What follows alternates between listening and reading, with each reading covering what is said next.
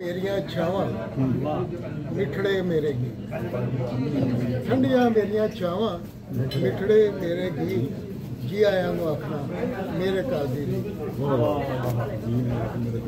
पंजाब के इल्जाम भी लगता ना ये वेलकम करता है हमलावरां दा। गुजरात के उत्ते नज़म जी अपने शहर जिसदा चानन वेंदिया सानू लंघे कई जमाने, इस मिट्टी विच कुंदन होए सह आशिक दीवाने, चंद चिन्हा विच तारी लाई डुबे आप ध्याने, पानी दे नाल पानी हो गए किन्ने इश्क पुराने।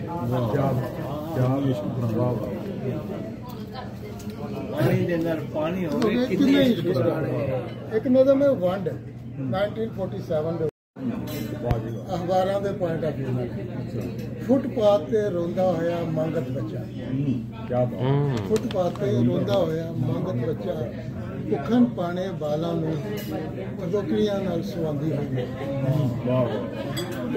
विच सड़क ते मिंदी हुई एक लवारस लाश, विच सड़क ते मिंदी हुई एक लवारस लाश, रब दे घर दियां कंधां उत्ते लहू दियां छिटां, रब दे घर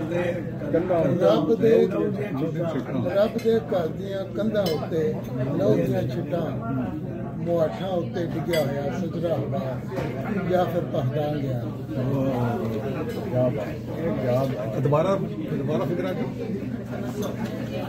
रब दे घर दियां कंधां उत्ते लहू दियां छिटां, मुआठां उत्ते डिग्या होया सजरा हबार या फिर पहचान गया। अखबार दी खबरां भी भखदे नजारे वर्गियां होंदियां।